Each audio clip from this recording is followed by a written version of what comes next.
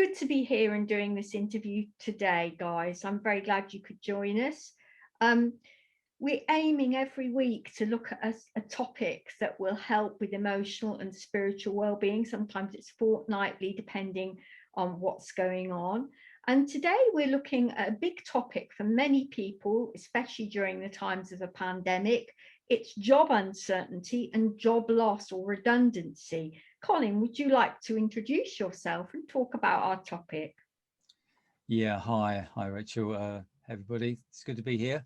I'm Colin. I'm a registered and accredited counsellor, and I also work with the local church. I work in Leighton Buzzard and do some stuff in Dunstable as well. I'm married with 3 grown-up children, and in the past I've commuted to London and had a number of jobs down there, and I've found career changes and several redundancies. Let me just bring some slides up to help to show this. Okay, can you see those okay, Rachel? Yes, we can see the slides great. Thank you, Colin. And I understand from what you've been saying, Colin, that you've been made redundant several times in your working career. What do you remember strongly about losing jobs? Yeah, the one that really sticks out, the particular job loss, was when I was working in London in Shaftesbury Avenue. I've got a picture of the company, or where it used to be anyway. This is in Shaftesbury Avenue, and it was a major telecoms company. And I remember in the run up to the company going bust, it was it was part of the .com boom. I don't know whether you can recall. There was an internet frenzy around the end of the 90s, and a lot of companies were set up and a lot of money made. But by the early 2000s, when I was working for this company, things had gone a bit pear-shaped, and then there was a big bust. There was a .com bust, there was a crash, and a lot of redundancies, a difficult time. The company actually had been doing badly for about 6 months, and I'd heard rumors that it was not paying its suppliers, and you know, it was a weird experience, but I just kept hanging in there. I thought, well, maybe they'll pull out of it, it'll be okay, because I was settled and I didn't want to change jobs again. I was still going out to keep appointments even up to the last week or so of the company trading, and it was weird. I wasn't allowed to tell customers the company was in trouble, though we knew it was. It was almost like a phony war. We were going on as normal, but nothing was normal, because when you came back to the office, it was crazy. But when we went out, we had to pretend everything was all right. The higher management had disappeared. We didn't see them at all for the last few weeks of the company's existence. There was only us foot soldiers and a couple of middle managers keeping the place going and trying to help the customers who, depending on our company's services, going. And even the last few weeks of work, we weren't paid for that end of month.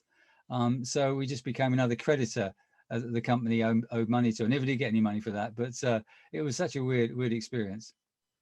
What did that feel like? Well, firstly, I think it was a bit like a shock. It was almost like we were in denial. While we were still working, we weren't being paid, and while we were going out to customers pretending, it was like we were just going through the motions. It was very strange. I remember one day, a load of us going to the local cafe and just sitting and looking out the window, not knowing what to do, because we really couldn't even go out to customers anymore by that stage. There seemed to be like a sense of denial. Some people were saying the company's going to pull itself out of the crisis. And one group it was international. It was a network of different offices across Europe, and the Shaftesbury Avenue one was the central office. It was the HQ. But one group of offices working in the technical side over in Brussels actually occupied the building and refused to move and come out. They actually got in the national press with that. They refused to accept the company had gone down. It was such a weird time. And I found after about a day or so, I became more and more angry. I was angry at myself for hanging on. I should have got out. So some of my colleagues had left and said, oh, this is not going to carry on. And they'd left. I hadn't. I sort of hung on. Why did I sit on my hands so long? I kept telling myself, how stupid was I? I was also angry at the company and at my bosses. Where were they? I thought, what's happened? Well, they must be incompetent. And I found all sorts of ways to blame them. But looking back, I can see that they were just part of this big economic problem at the time. And there was no blame really. but it didn't feel like at the time. And also I remember very strongly feeling that being vulnerable and that sinking feeling in the pit of my stomach. My thoughts were negative and spiraling, and I kept thinking, how can I manage? I just recently moved home. I had a big mortgage and children of school age. And I remember one day, it must have been a couple of days before the company actually ceased trading, a meeting was set up in one of the big rooms in the building in Shaftesbury Avenue. And all these different departments came together. About, it must have been 100 or so people there. And disappointingly, we were so disappointed. There was no new news. There was no hope given at all. But what did come across to me was maybe a new perspective, because they told some stories of some of the situations people were in. And there was one person I heard about who just taken up the offer of a job with the company just a week or so before, and it was in the middle of a relocation from Ireland to the UK, and all his possessions had become stuck in transit from Ireland in mid between the two countries, and as the company ceased trading, they didn't pay for, so his stuff was stuck there, and limbo. And I thought, well, it gave me a perspective. My situation could be much worse. So I also felt a lack of purpose. I wondered how I could get motivation to do anything. Could I build up the energy to find another job? And finally, I just felt a bit of shame about the situation. I felt ashamed of where I was and what happened, and started feeling a bit self-pity as well. I thought, I worked so hard to get in this job, and I'm entitled to something better. It's not fair. Dealing with change is difficult at the best of times, and keeping motivated was something I needed to do, but that was hard. That must have been difficult. It sounds really stressful. Would you like to say anything else that you think would be something that could help other people who might find themselves in a similar situation? Yeah, I made a note of a couple of things that sort of helped me, and I hope it will be of value to others. First of all, I found it really helped to come to terms with my feelings and emotions, not to bottle them all up, to acknowledge that I was in a particularly stressful situation, and feelings are a normal reaction to stress, and it's okay.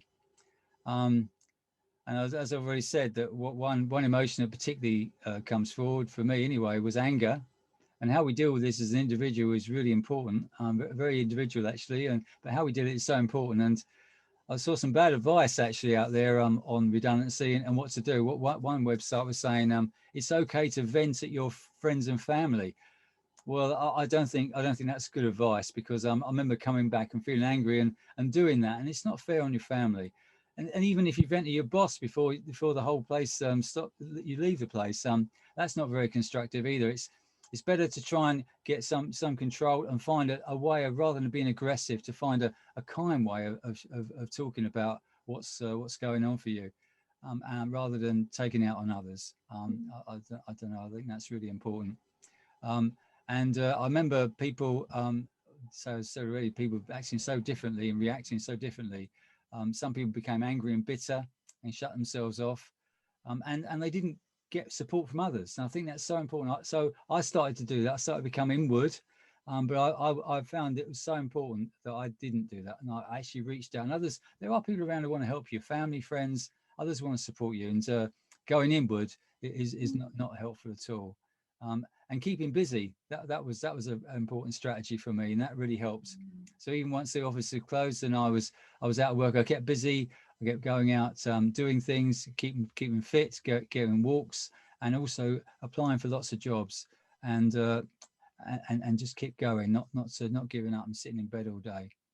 And perspective, finding a different perspective, not getting locked into a negative way of thinking, is so important. And keeping active, as I said here, not to fall into shame and despair, and think differently about change. There's a very good book I'm going to recommend right at the end. I just read it again actually. It's called Who Moved My Cheese, and it was a very popular business book a few years ago, and it's like a story, and you can see yourself in the story. It's about a couple of creatures that are mice and some people. It's like a parable, and it's an allegory. It's very, very, very, very clever, and you can see yourself in it. sometimes we do not like change, and we can't move on. We want to stick with the thing most important to us, our cheese, and we won't move on to something else that's coming up, because sometimes, you know, life does change. It changes all the time, and things that we think are important, we need to let go of and take something else, hold on to something else. So yeah, I hope that's of some value. Thank you so much, Colin, for that. The voice of experience there, some really good advice for people. And I understand that you found a really good article, practical advice from The Guardian, and you're going to post that on the website, on the Facebook page rather later. Yeah, definitely going to do that. Yes, I've got some information on that. So it's on the slide here. Actually, there's the article for The Guardian. And this one is the Who Moved My Cheese. So hopefully that's some value there. Mm-hmm.